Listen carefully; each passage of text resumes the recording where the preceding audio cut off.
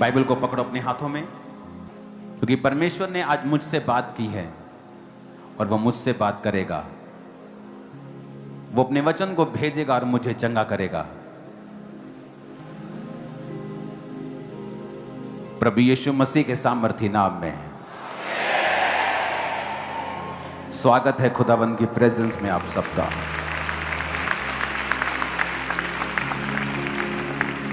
मेरा आज बिलीव है कि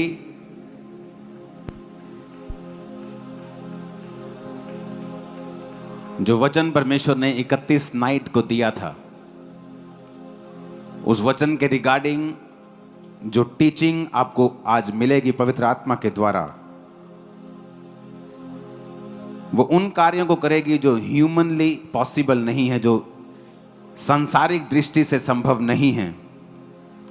चाहे वो आपकी लाइफ में कर्जा हो, चाहे वो आपकी लाइफ की बीमारी हो, चाहे वो स्पिरिचुअल हो, चाहे वो फिजिकल हो, आप जिस भी कंडीशन में हैं, इस वर्ड को सुनने के बाद परमेश्वर आपको एक बीज देगा और वो बीज एक पेड़ बनेगा जो आपको निकाल ले जाएगा इम्पॉसिबल सिचुएशन से। जस्ट आपको सुनना है और इस शैतान की परवाह नहीं करनी है।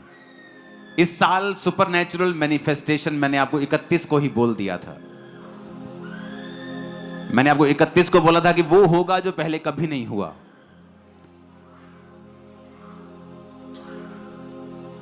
तो ये परमेश्वर की प्रेजेंस है, उसकी हुजूरी है चर्च में, और शैतान के लिए ये बिल्कुल अनबेरेबल है, उसके लिए सहन करना मुश्किल है।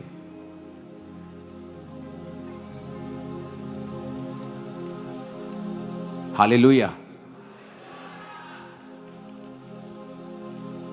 परमेश्वर ने जब भी आपको बाइबल में कोई इंस्ट्रक्शन दी है, जैसे उसने पौलुस के द्वारा कहा कि पवित्र आत्मा से परिपूर्ण होते जाओ, दाखरस के मतवाले मत बनो, क्योंकि दाखरस आपकी स्पिरिट को शेक करता है।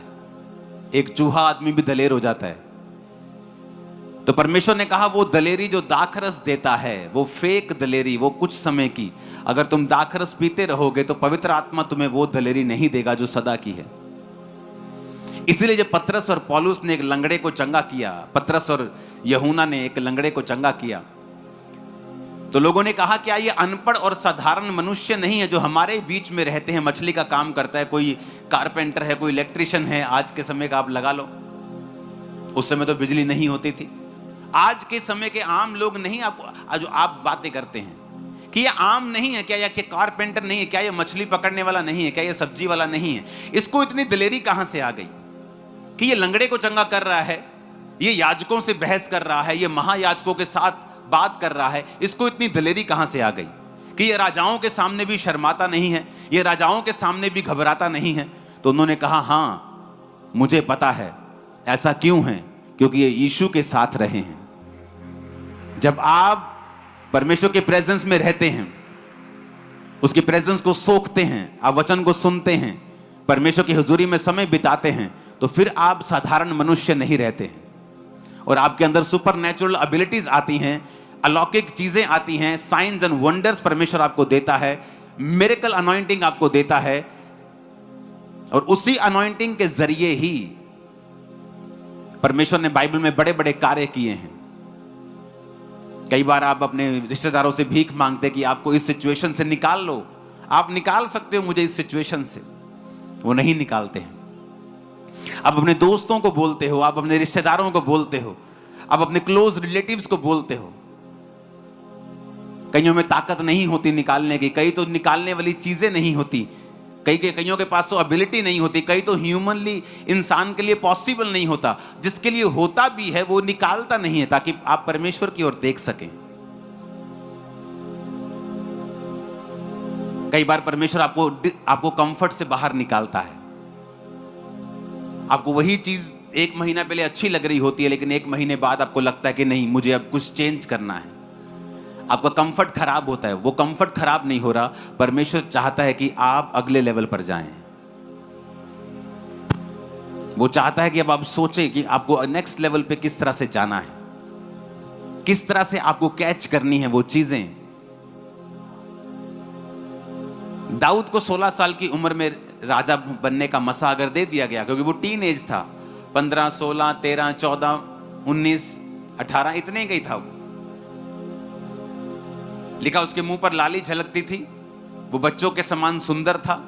उसको जब मसा किया गया, क्यों? परमेश्वर ने 30 साल की उम्र में उसे एक गोत्र का राजा बनाया और 37.5 साल की उम्र में सभी 12 गोत्रों का राजा बनाया, जिसका वायदा परमेश्वर ने उससे किया था। क्योंकि जब तक आपके पास वो ग्रेस नहीं है कि वो प्रोफेटिक वर्ड जो परमेश्वर ने आपके विषय में बोला है वो पूरा हो सके, तब तक आपको वो ग्रेस हासिल करने के लिए लगातार फाइट करनी होती है और परमेश्वर के संग चलना होता है। अगर परमेश्वर ने आपको कहा है कि मैं तुझे एक बड़ी चर्च दूंगा और आप बड़ी चर्च के जैसा अनॉइंटिंग और उसके जैसा कैरेक्टर और ग्रेस को नहीं पाते हैं परमेश्वर से, तब तक वो भविष्यवाणी हवा में ही लटकती रहती है। जब परमेश्वर आपसे वायदा करता है मैं तुझे कर्जे से आजाद करूंगा, मैं तुझे फाइनेंशियली ब्लेस करूंगा, तब हमें यह देखना है कि प्रभु की इच्छा है कि वो हमें फाइनेंशियली ब्लेस करना चाहता है। नेक्स्ट काम हमारा होता है टाइथ देना, हमें बीज बोना, जहां भी परमेश्वर के मिशनरी काम हैं वहां पर अपना हिस्सा देना। जब आप प्रोफेटिक वर्ड को पा लेते हैं, इसलिए पौलुस ने कहा तिमुथियुस को कि जो भविष्यवाणियां तेरे विषय में की गई हैं उनके अनुसार तू अच्छी लड़ाई को लड़। इसका मतलब भविष्यवाणियां अपने आप पूरी नहीं होती, उनके अनुसार फिर हमें लड़ाई लड़नी पड़ती है। अगर मुझे फाइनेंशियली ब्लेस होना है तो मुझे देखना होता है कि इस साल मेरे बीज मेरे पुराने साल के बीजों से कहीं अधिक होंगे। अगर मुझे आत्मा में बढ़ना है, मुझे देखना है कि मेरी प्रार्थना में मेक श्योर करूंगा कि 2025 से ज्यादा हो, मेरी डेडिकेशन 2025 से भी ज्यादा हो। कितने मेरी बातों को समझ रहे हैं? नहीं तो वो सारी भविष्यवाणियां हवा में ही लटकी रहती हैं, वो कैंसिल नहीं होती, वो आपके रिस्पॉन्स का इंतजार कर रही होती हैं कि जो परमेश्वर ने आपके विषय में कहा है वो हवा में लटका रहेगा, लेट हो जाएगा जब तक आप उसके विषय में फाइट नहीं करेंगे। परमेश्वर ने कहा अब्राहम को कि 400 वर्ष के बीतने के बाद मैं अपनी प्रजा को छुड़ा के लेके जाऊंगा। तो वो कंफर्टेबल, तो उन्हें लगता था कि 400 साल जब हो जाएंगे तो परमेश्वर हमें छुड़ा लेगा। अभी तो 398 साल हुए हैं। जब 400 हो गए, 405 हो गए, 410 हो गए, वो भाई साहब परमेश्वर ने कहा है छुड़ा के लेके जाऊंगा, लेकिन तुम्हारा रोल ये था कि तुम प्रार्थना करते, तुम परमेश्वर के सामने पवित्र होते, तुम जाते और प्रभु से कहते कि परमेश्वर तेरे वचन में लिखा है, तूने कहा था कि तू हमें आजाद करेगा। उन्होंने प्रार्थना नहीं की तो परमेश्वर ने मुसीबतें डालनी शुरू की, राजा उनको तंग करने लगा। वो कंफर्ट से बाहर आए तो फिर प्रेयर करनी शुरू की और 430 साल के बाद परमेश्वर ने उन्हें आजाद किया। भविष्यवाणी 400 साल की थी, 430 की नहीं, क्योंकि आप बाइबल कहती है कि अपनी भविष्यवाणी को लेट कर सकते हो। जो योजना परमेश्वर की आपकी लाइफ में है उसे डिले कर सकते हो।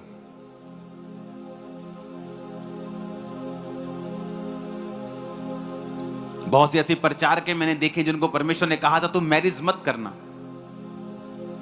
लेकिन जब ऐसा लड़का मिला जो आत्मिक था, उन्हें लगा कि ये भी आत्मिक है, मैं भी आत्मिक हूं, हम दोनों मिलकर प्रभु का ही काम करेंगे, हम तो ऐसा करेंगे वैसा करेंगे। अपने मन को मनाने की कोशिश की, शादी कर ली, परमेश्वर ने यूज करना बंद कर दिया। चर्च में जाती थी, प्रचार करती थी, लेकिन परमेश्वर ने वैसा कभी इस्तेमाल नहीं किया जब तक उसने वो नहीं किया जो प्रभु चाहता था।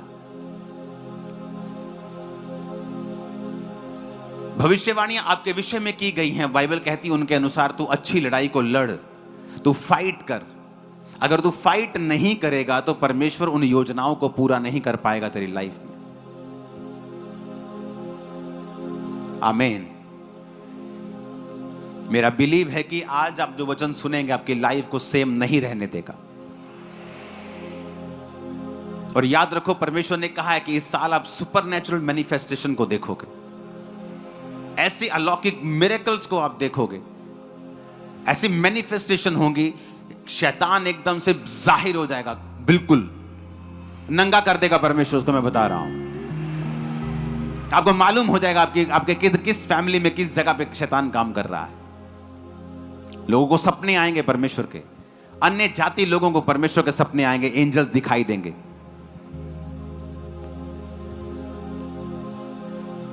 और बहुत से लोग मसीह में आने वाले हैं। एक टेस्टिमनी को हम सुनेंगे अपोस्टल जी, इस बहन का नाम अंजलि है और साथ में इनके मदर इन लॉ हैं और ये कलन और गुरदासपुर के रहने वाले। सुनो, फाइट करना। अब मेरे को मालूम, मैं जब प्रेयर कर रहा हूं, मेरे को नहीं पता कि ये प्रोफेटिक बेबी है, ये कैसे हुआ। मेरे सामने जस्ट मेरे को ये भी नहीं पता होता आज कौन है प्रेयर के लिए, प्रेयर लाइन में कौन है जो जूम पे आज आएगा, मेरे को कुछ नहीं पता। वो जस्ट लगा के रखते, मैं आता हूं, जिस पे आत्मा कहता है मैं उसको छूता जाता हूं, बाकी को बोलता हूं अपने हाथ उठाओ, परमेश्वर आपको छू रहा है, दैट्स इट। मुझे थोड़ी पता ये चर्च से मिला है या प्रभु से मिला है। ये चर्च के लोगों को भी अवेयर होना पड़ता है कि जब उस शैतान ने अटैक किया तो मुझे उसी जगह वापस जाना है और उसी अनॉइंटिंग के नीचे जाना है जिसने मुझे छुड़ाया था। अब इमेजिन करो, एक सिस्टर को पहले हार्मोन्स प्रॉब्लम होती है, पीरियड प्रॉब्लम्स होती हैं, उसके बाद चेक करवाया जाता तो हर जगह रसौलियां, ओवरीज में रसौलियां, ट्यूब्स ब्लॉक हैं, यूट्रस में एक जड़ वाली मांस वाली रसौली है, ऑपरेशंस होते हैं, ट्यूब्स खुलती हैं, कुछ नहीं हुआ, अच्छा दवाई इंजेक्शन लगा देते हैं, 4 साल इंजेक्शन लगते हैं, कुछ नहीं हुआ, आईयू कराई के देखो कुछ नहीं हुआ, आईवीएफ करा के देखो कुछ नहीं हुआ। अब सेकंड आईवीएफ के लिए पैसे दिए हुए हैं, बुक्ड हैं, लेकिन 25 जून को ले हैंड हो जाता है। जब जुलाई में जाके चेकिंग होती है तो मालूम पड़ता है आप प्रेग्नेंट हैं। डॉक्टर हैरान है, वाइफ रो रही है।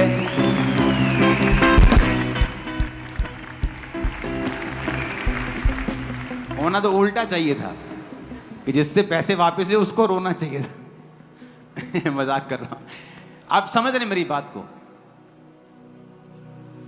डॉक्टर्स खुदा की ओर से हैं, लेकिन जब परमेश्वर ठान ले कि आपको कुछ दिखाना है कि जो कोई नहीं कर सकता उसे मैं कर सकता हूं,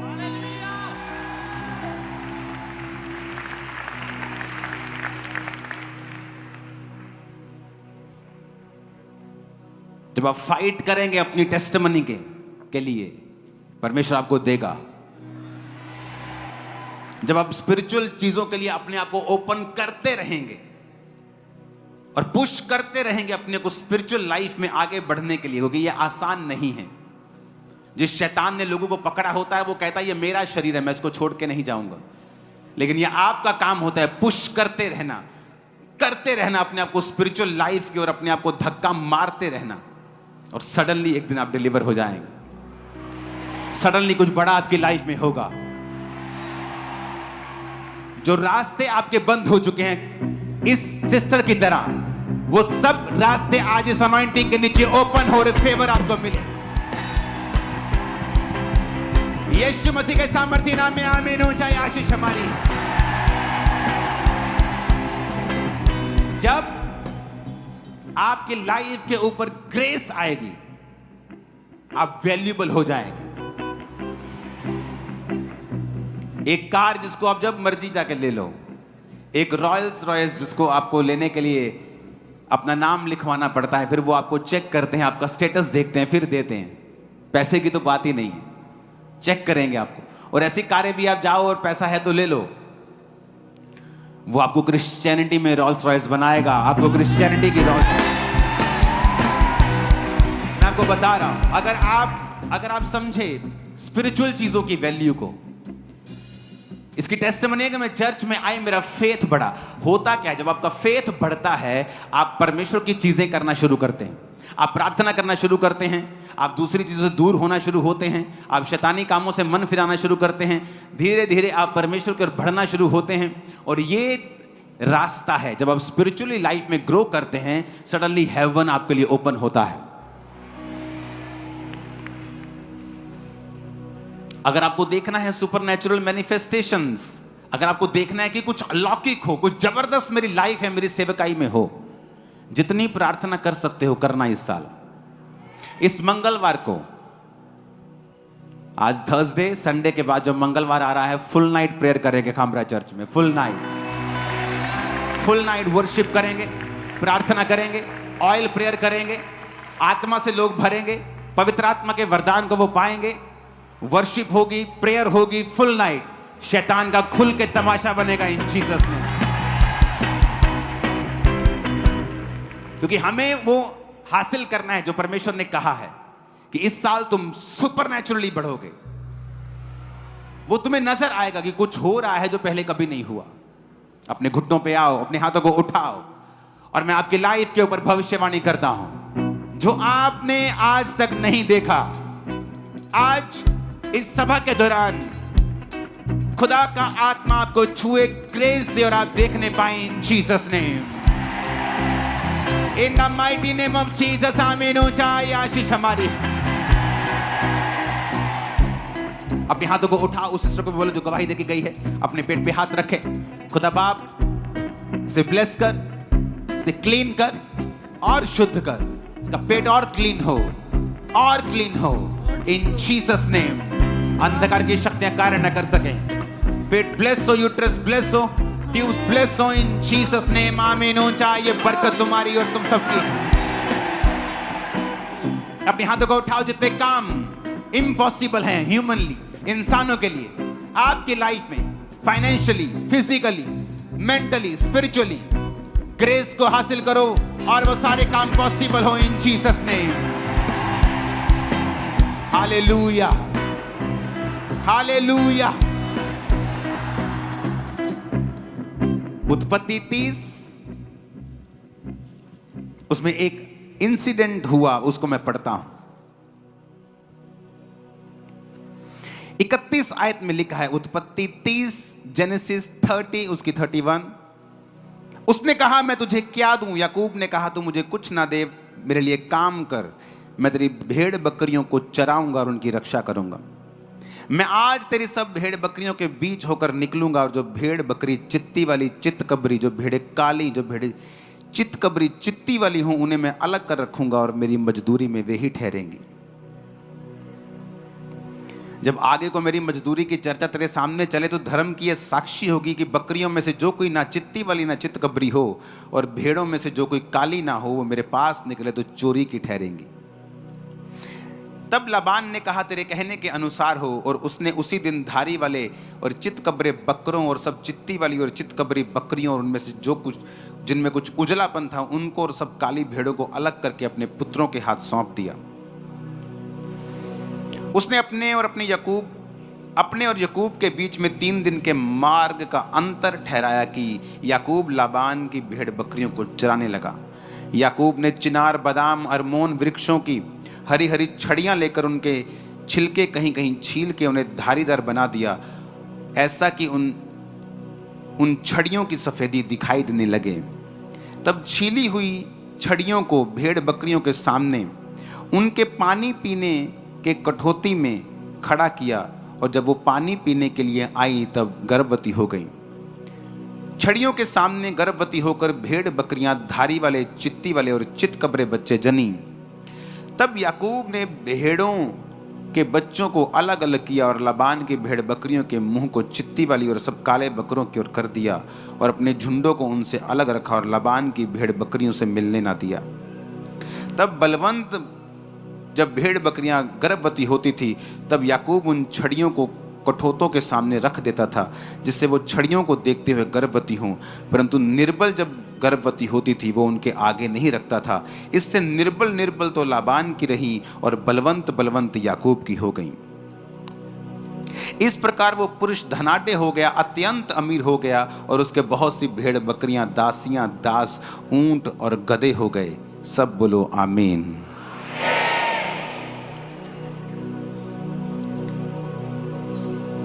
याकूब एक ऐसी सिचुएशन में है जहां पर उसे परमेश्वर का हाथ ही बचा सकता था।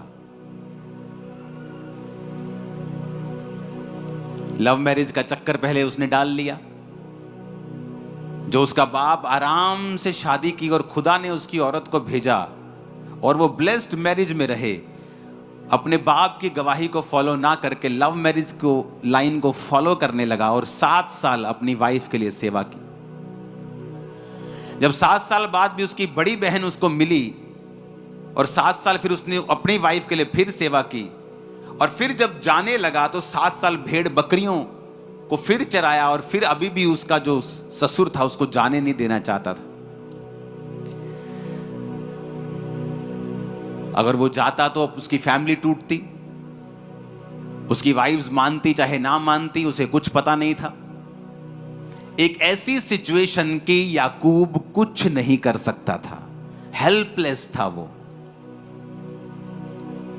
बिल्कुल हेल्पलेस, कि इसमें मैं कुछ नहीं कर सकता हूं, प्रभु ही कर सकता है। और बाइबल कहती है कि उसने जब कहा कि अभी तुझे भेड़ बकरियों के लिए तू मेरी सेवा कर, भेड़ बकरियों को चरा, क्योंकि तेरे चराने से वो बहुत ज्यादा बढ़ गई हैं। क्योंकि वो धर्मी था, और जब धर्मी को आप किसी काम को देते हो तो निशानी होती, वो काम फलवंत होता है। जहां एक करप्ट आदमी, जहां एक व्यभिचारी आदमी को आप कोई काम दोगे, वो काम कभी फलवंत नहीं होगा। लेकिन एक धर्मी को जब आप कोई काम देते हो, चाहे वो आपके किसी भी एरिया में क्यों ना हो, चाहे वो स्पिरिचुअल एरिया हो, फाइनेंशियल एरिया हो, एडमिनिस्ट्रेशन हो, आपको हमेशा जो स्पिरिचुअल लोग हैं, जो परमेश्वर की भाषा को समझते हैं, आपको ज्यादा कामयाब मिलेंगे। अब यहां पर वो फंस चुका है, और उसने, बाइबल कहती है, उसने, परमेश्वर ने उसको एक दर्शन दिया, एक विजन दिया, और उस विजन के मुताबिक उसने अपने ससुर से बात की कि ठीक है, मैं तेरी भेड़ बकरियों को चराने के लिए तैयार हूं, लेकिन एक शर्त के ऊपर। अपने पड़ोसी को बोलो, परमेश्वर असंभव काम को करेगा। आमीन। अब उसने कहा, एक ऐसा काम करते हैं हम लोग, हम 2 झुंड बना लेते हैं, 2 झुंड कर लेते हैं, एक इधर वाला झुंड और एक इधर वाला झुंड। कहता तू आज इन सब बकरियों में घूम, इन सब भेड़ों में घूम, और जो जो भेड़ तुझे लाइनों वाली दिखाई देती है, लाइनों वाली भेड़, चितकबरी,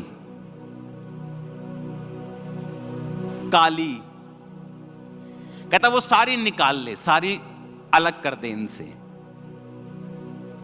मतलब भूरी भूरी रह गई, काली भी निकाल ले, चितकबरी निकाल ले, डॉटेड निकाल ले, लाइनों वाली निकाल ले, ये सारा जो मसालेदार माल है ना, सारा निकाल ले तू। मेरे को सिंपल सिंपल दे दे, भूरी दे दे, चिट्टी दे दे, और फ्यूचर में, अब मैंने सारी तेरे को भेड़े दे दी, चितकबरी, लाइनों वाली, सब तेरे को दे दिए। फ्यूचर में मेरे झुंड में जहां ये एक भी डॉटेड चित्ती वाली बकरी नहीं है, फ्यूचर में अगर ये मेरे झुंड में होगी तो वो मेरी तनख्वाह होगी। उसके मामा ने सोचा, उसके ससुर ने सोचा कि ये तो बेवकूफ है, बकरी पूरी, ओदा घर वाला पूरा, ते न्याणे चितकबरे कित्थों होने? भेड़ वाइट, भेड़ का घर वाला वाइट, तो बच्चे भी क्या होंगे? तो उसने कहा कि ठीक है, अगर जितने चितकबरी, लाइनों वाले, धारी वाले बच्चे तेरे में होंगे, वो तेरी तनख्वाह। कहता ठीक है।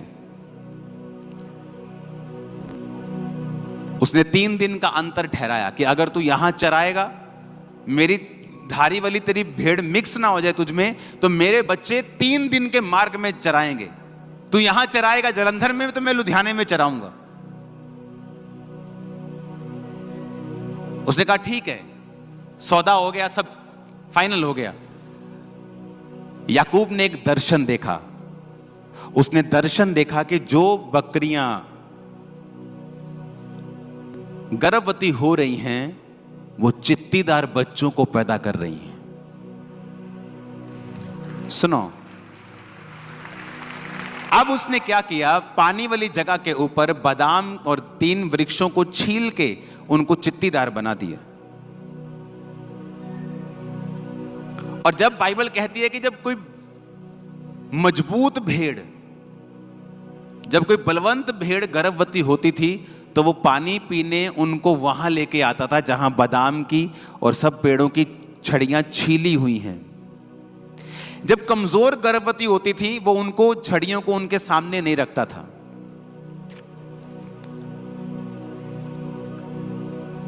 परमेश्वर ने याकूब को बताया कि जो इंसानों से इम्पॉसिबल है, मैं उसे कंप्लीट करूंगा।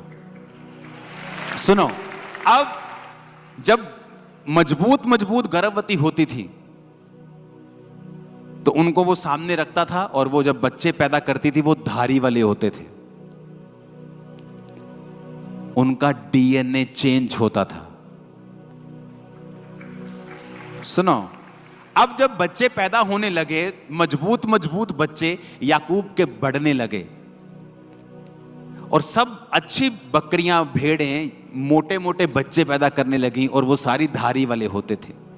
और जो कमजोर बकरियां थी, वो जो बच्चे पैदा करती थी वो उन्हीं के जैसे होते थे, लाल भूरे होते थे, लेकिन वो कमजोर होते थे। जब दिन बीतते गए, साल बीतते गए, याकूब एक अमीर इंसान बन गया और परमेश्वर ने उसको छुड़ाया। सुनो, एक लड़की बिगड़ गई, मां क्रिश्चियन, और बिगड़ गई। इतना बिगड़ गई कि अपने पिता के दोस्तों के साथ और अपने भाई के दोस्तों के साथ भी वो गलत थी। घर में लड़ाई हुई, घर छोड़ के चली गई। मां गई पास्टर के पास और पास्टर को बोला, पास्टर जी प्रार्थना करो मेरी बेटी मर जाए, क्योंकि मेरी बेटी हमारे लिए एक बेइज्जती का कारण बन चुकी है, प्रेयर करो मर जाए। उसने कहा तू ऐसा क्यों कह रही है? उसने कहा प्रार्थना करो ये मर जाए, हमारे लिए मर चुकी है, वो घर नहीं आती, हमने निकाल दिया, मर जाए वो। उसने कहा चल मेरे सामने बैठ। वो बैठी और उसने कहा एक दर्शन देख कि तेरी बेटी सफेद कपड़ों में है और वो प्रचार कर रही है, और एक दर्शन देख और प्रार्थना कर। सुनो, वो रोज दर्शन देखने लगी कि मेरी बेटी वाइट कपड़ों में है और प्रचार कर रही है, वाइट कपड़ों में है और प्रचार कर रही है। एक दोपहर को दरवाजे पे कोई नॉक करता है, उसकी बेटी अंदर आती है, और जैसे ही मां दरवाजा खोलती है, वो उसके लिए प्रार्थना कर रही थी तो वो उसको गले लगा लेती है और वो रोने लग जाती है, और वो कहती है कि मैं गाड़ी के नीचे आके सुसाइड करने जा रही थी, मेरे अंदर से आवाज आई कि अपनी मां को मिल एक बार। तो जब मैं आ रही थी मुझे ये था कि अगर मेरी मां ने मुझे स्वीकार नहीं किया तो मैं सुसाइड कर लूंगी। लेकिन जब वो अंदर आई, उसकी मां प्रार्थना कर रही थी विजन के साथ, दर्शन देखते हुए।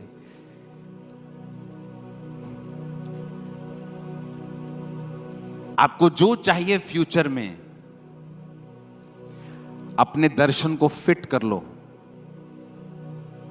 और जब आप प्रार्थना में बैठते हो परमेश्वर को बोलो प्रभु ऐसा होने दे जो मैं देख रहा हूं।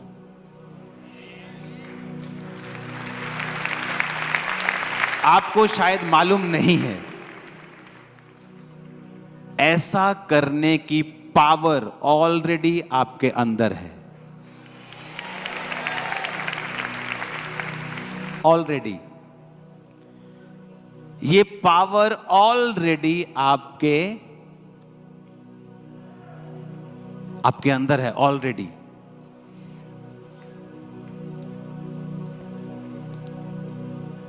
आप कहां जाना चाहते हैं?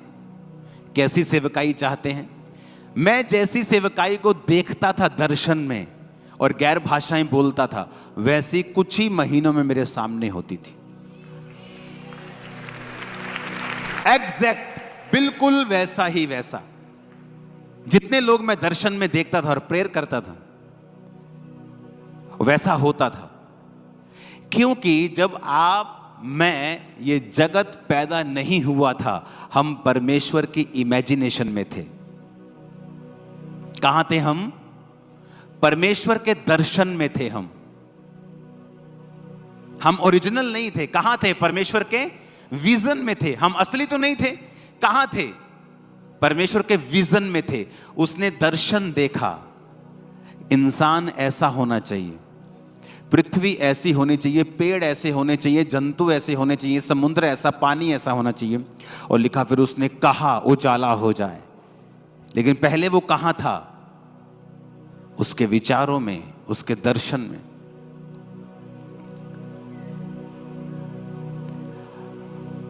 आप चाहते हैं आप हेल्दी रहें, आप चाहते हैं कि आपकी लाइफ में मिरेकल हो, दर्शन देखो, विजन देखो। आपके पास बेबी नहीं है, विजन देखो कि आप बेबी को खिला रहे हैं, बेबी आपके पास है, आप प्रेयर कर रहे हैं, आप गैर भाषा बोल रहे हैं, आप विजन देख रहे हैं। उसने कहा तू अपने कामों को यहोवा पर डाल दे, वो तेरी कल्पनाओं को क्या करेगा? सिद्ध करेगा। तेरी कल्पनाएं, तेरी कल्पनाएं, तेरी इमेजिनेशन, यानी एक क्रिश्चियन व्यक्ति के पास पावर है अपनी इमेजिनेशन को रियलिटी में बदलने के लिए। और वहां पे सेंस नहीं चलती। अब सेंस क्या है? ब्राउन गोट है, ब्राउन ही उसका हस्बैंड है, और बेबी चित्ती वाले पैदा हो रहे, धारी वाले पैदा हो रहे, चितकबरे पैदा हो रहे।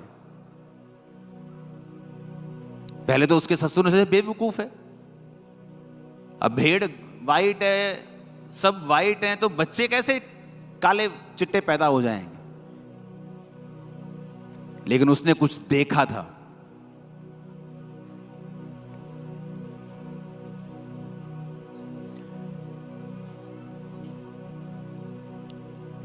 जलंधर में मैं गया एक जगह, तब मेरे पास 50-60 लोग आते थे, और मैं साउंड वाले के पास गया। जलंधर में बहुत बड़ा साउंड बनाने वाला आदमी। मैंने कहा मुझे साउंड चाहिए। कहता कितने? मैं कहा हजारों लोगों के लिए। कितने का आएगा? इतने लाख का। मैंने कहा अगर लोग इतने हो जाएं तो साउंड कैसे चलाते हो तुम लोग? ऐसे चलाते हैं। आपके पास कितने लोग आते हैं? मैं 50 लोग आते हैं। आप लाखों के बारे में क्यों पूछ रहे हो? क्योंकि वो कहां थे? यहां इमेजिनेशन में। और मुझे अंदर से मालूम था कि ये होगा, ऐसा होगा। अपने कामों को यहोवा पर डाल दो, तुम्हारी कल्पनाएं।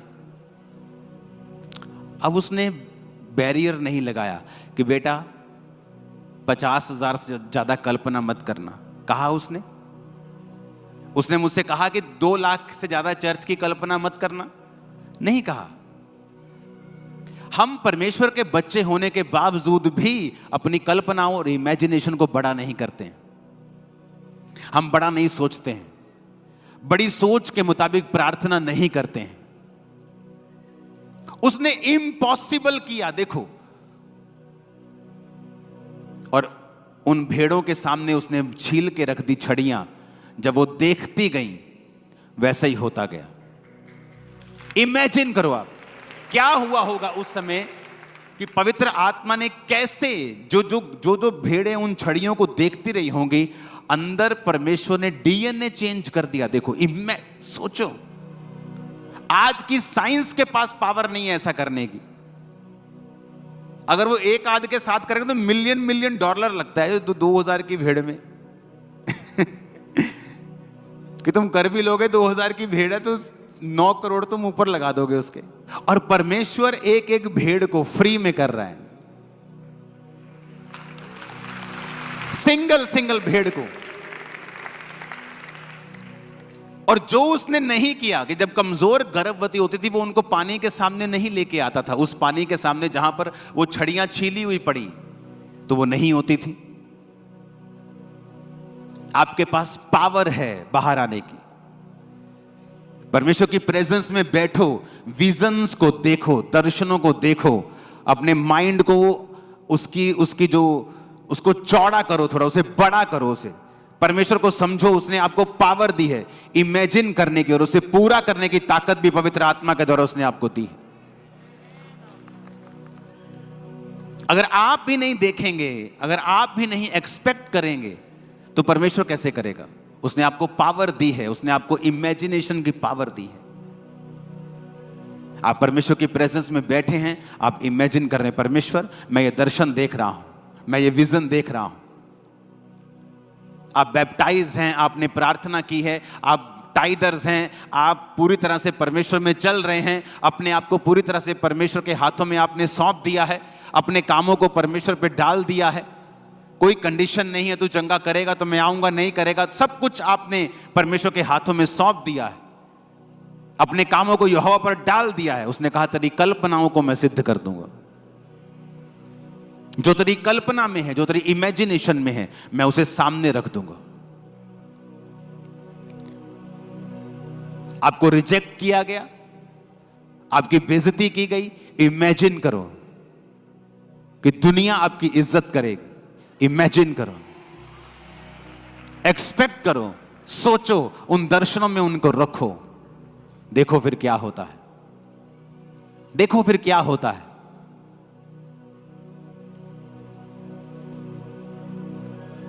हालेलुया। इमेजिन किया, कर्म भी किया। इमेजिन किया, कर्म भी किया।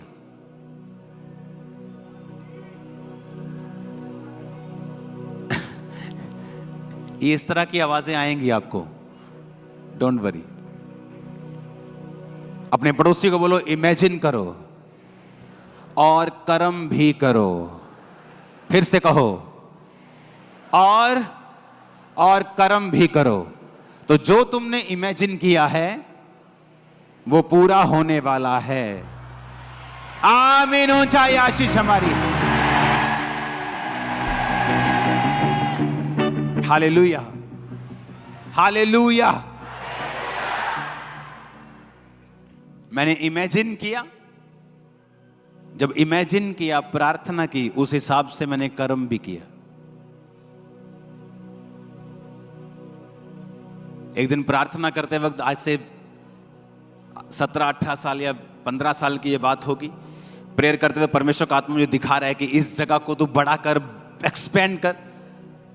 और मैं विजन देख रहा हूं, परमेश्वर ऐसा कर रहा है और मेरी लाइफ में ऐसा हो रहा है। और सडनली मैं उठा और रात के 3-4 बजे मैंने अपनी टीम को बुला लिया।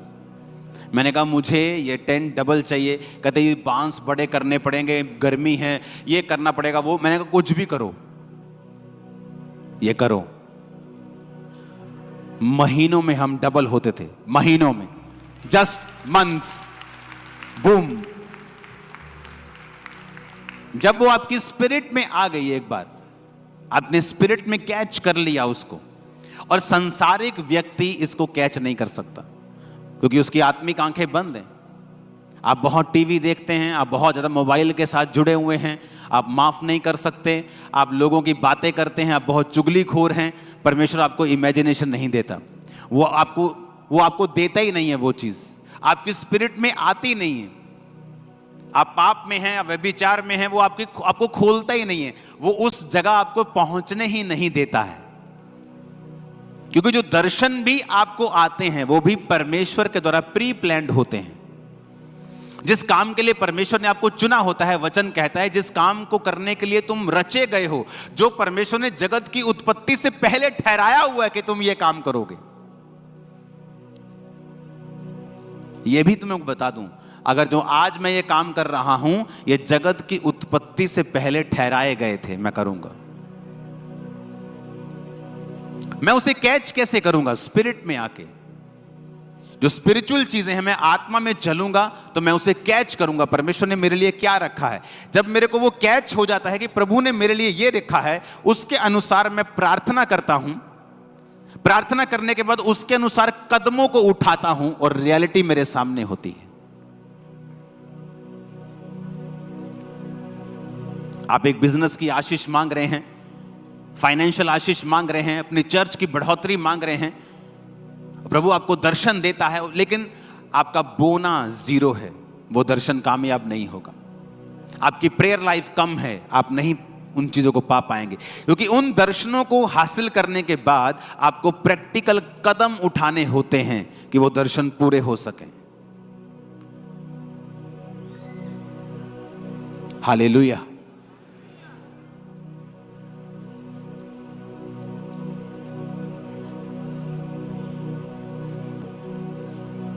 अपने जो गतसमनी का बाग था जहां यीशु ने प्रार्थना की थी, पता है, पढ़ा है बाइबल में, क्या कहते हैं उसको यूनानी भाषा में? ऑयल प्रेस, तेल निकालने वाली मशीन जिसे बोलते हैं हम। देखिए तेल निकालने वाली मशीन, जब उसमें हम सरसों डालते हैं, कोई चीज डालते हैं, उसे भी पीसते हैं अच्छी तरह से। हाँ, अगर हम प्यार से पीसें तेल निकल जाएगा। उसे पूरी तरह से मारना, खत्म करना होता है, फिर तेल निकलता है।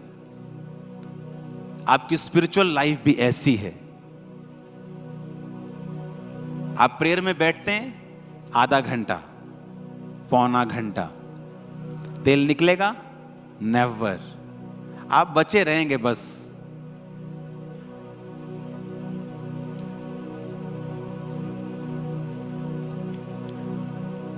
मैं अपने स्पिरिचुअल फादर के पास, उन्होंने कहा तुझे आज डिसाइपल के साथ जाना है और प्रेयर करनी है। मैंने कहा ठीक है जी। मैं चला तो गया, मैं खुद भी प्रेयर बड़ी करता था, 6-7 घंटे रोज की प्रेयर थी। लेकिन भाई साहब जो मैंने वहां किया वो मैंने पहले कभी नहीं किया था।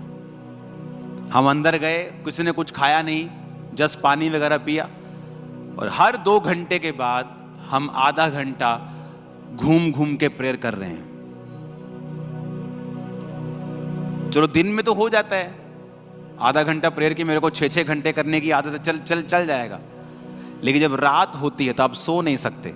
फिर रात को आपको वही पैटर्न में 2 घंटे 1.5 घंटा रेस्ट करनी है, फिर प्रेयर करनी, 2 घंटे रेस्ट, फिर प्रेयर। कुछ खाना नहीं, आपको 2 टाइम वो एक कोल्ड ड्रिंक छोटी सी या पानी पी लो देते थे, 2 टाइम, सुबह और शाम को 5 बजे। तो वो भी किसी की इच्छा होती थी कि वो नहीं पीता, वो सिर्फ पानी ही पीता था। लेकिन 24 घंटे बाद जब हम उस प्रार्थना के कमरे से बाहर निकलते थे, एक होता है कि वचन से जानना कि आप शैतान को डांटोगे वो भाग जाएगा। एक होता है कि आपको प्रैक्टिकली पता होता है कि तेरी ऐसी की तैसी शैतान तू आ जाओ। आपको महसूस हो रहा होता है, आप समझ रहे मेरी बात को, आपको फील हो रहा होता है, आपकी बॉडी के ऊपर महसूस हो रहा होता है। आपको पता चल रहा होता है कि आपकी बॉडी को किसी ने क्रश कर दिया है, उसका तेल आपको मालूम होता है कि वाकई में ही। आप देखो जिम में जो लड़के जिम करते हैं, आपको कई तरह के लड़के मिलेंगे। आपको अगर बॉडी बिल्डर चाहिए, मसल पूरे नजर आ रहे हैं, वो होंगे जो एक्स्ट्रा डिसिप्लिन्ड है, जिनको रोज जिम करना है, रोज जाना है। कुछ तो फिट होने के लिए जाते हैं, जिम गए फिट रहना है हमें बस। लेकिन जिनको रिजल्ट लेना है उनको एक्स्ट्रा डिसिप्लिन में रहना पड़ता है। स्पिरिचुअल लाइफ सेम है। आप लगातार घंटों प्रार्थना करो रोज। जो आप बाइबल में पढ़ते हो ना, आप उसे फील करने लग जाओगे रियलिटी में। अदरवाइज आप बाइबल में जो पढ़ते हो, आप पढ़ोगे, विश्वास भी करोगे, लेकिन आपको फील नहीं होगा प्रैक्टिकली। जब उस रूम से हम बाहर निकलते थे ना, 24 घंटे की, क्योंकि सोया नहीं कोई भी। अगर कोई सोता था 1-1.5 घंटा, मान लो रात को सो भी गए, तो वो जगा देते थे उसके बाद की प्रार्थना का समय हो गया। तो बॉडी आपकी ऐसा कच्ची बॉडी होती थी बिल्कुल, कि क्या सो भी नहीं पा रहे हैं, प्रेयर पे प्रेयर, प्रेयर पे प्रेयर। फिर ये नहीं कि रात है वो आराम से प्रेयर करेंगे, रात को तो और तेज चल के पूरी वर्शिप के दौरान इंग्लिश में वर्शिप करते। लेकिन जब आप अपने शरीर को मारते हो,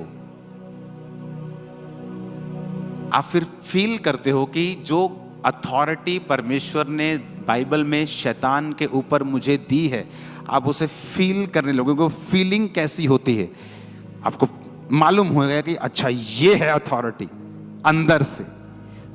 वो फिजिकल दलेरी नहीं होगी, आत्मिक दलेरी आपके अंदर होगी। आपको पता होगा कि शैतान की आप मुंडी घुमा सकते हो। हालेलुया। ये 2-2.5 घंटे वाली प्रार्थना का काम नहीं है। ये है जब आपका शरीर भी आपको बताने लग जाए कि हां भाई आज तुमने प्रेयर की है। थक जाते कई बार आप, क्या मैं फ्लाइट में होता हूं 9 घंटे वर्शिप, थक गया। मैं सीरियसली कह रहा हूं, मैं थक गया 9 घंटे लगातार वर्शिप प्रेयर गाने। कितनी बार मैंने वो कान वाला रिचार्ज कर, मैं कभी भी एयरपोर्ट यूज नहीं करता हूं, जो कानों में लगते हैं, एयरपोर्ट ही बोलते हैं, एयरपोर्ट जो भी, कभी मैं यूज नहीं करता हूं कानों को बचा के। यहां भी साउंड सुनना होता है मुझे, लेकिन सिर्फ प्लेन में उसे मैं यूज करता हूं। जब भी प्लेन में होता हूं मुझे यूज करना पड़ता है 9 घंटे। लेकिन जब आप अगले दिन संडे चर्च में आते हैं, आपको बोलने की जरूरत नहीं। हालेलुया। तो क्रिश्चियनिटी जो है वो प्रैक्टिकल है। आपको पता है कि शैतान है, आपको पता है परमेश्वर बीमारियों को चंगा करता है, लेकिन अगर आप प्रैक्टिकल देखना चाहते हो, आपको वैसी लाइफ अपनानी पड़ेगी। शैतान आपको तंग करता है, बैठ जाओ रोज 6 घंटे प्रेयर में, बैठो रोज, अपने शरीर को तोड़ो जरा प्रार्थना में, घुटनों पे बैठ के करो प्रेयर, छोड़ो संसारिक चीजों को, प्रार्थना में लग जाओ। मैं आपको बता रहा हूं, आप इतने स्पिरिचुअली गर्म हो जाएंगे कि उस मक्खी का आपके ऊपर बैठना पॉसिबल नहीं होगा। क्यों बैठा वो आपके ऊपर? जब बर्नल ठंडा है तो मक्खी बैठेगी, जब गैस खत्म कर दी, गैस बंद कर दी, मक्खी बैठेगी। आप उसे गर्म कर दो, मक्खी की औकात नहीं है बैठने की।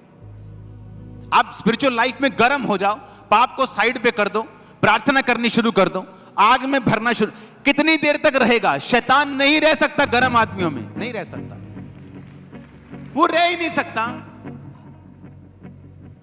आपकी प्रेयर भी 0 है, आपकी प्रार्थना 30 मिनट की है, आपकी प्रेयर 1 घंटा भी नहीं है। आपको लड़ना शैतान से, वो शैतान जो 40 साल से आपका पीछा कर रहा है, जो सदियों से आपके पीछे चल रहा है, जो परिवार से आपके पीछे चल रहा है, आपको उसको हराना है 30 मिनट की प्रेयर से।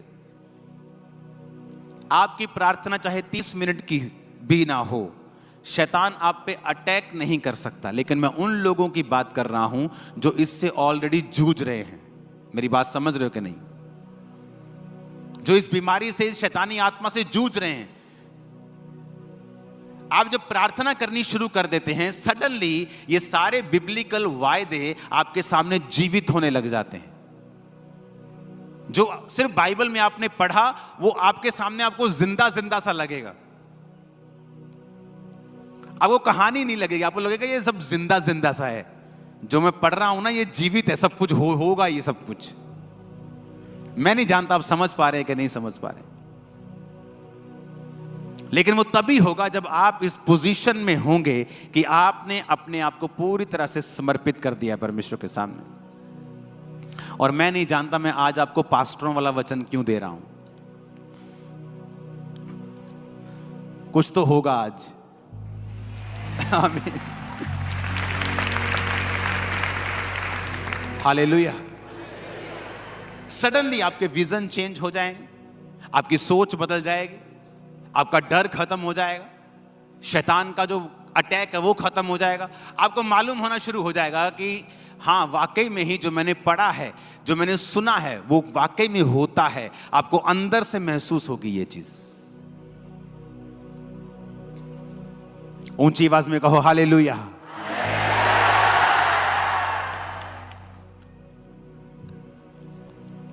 आमीन।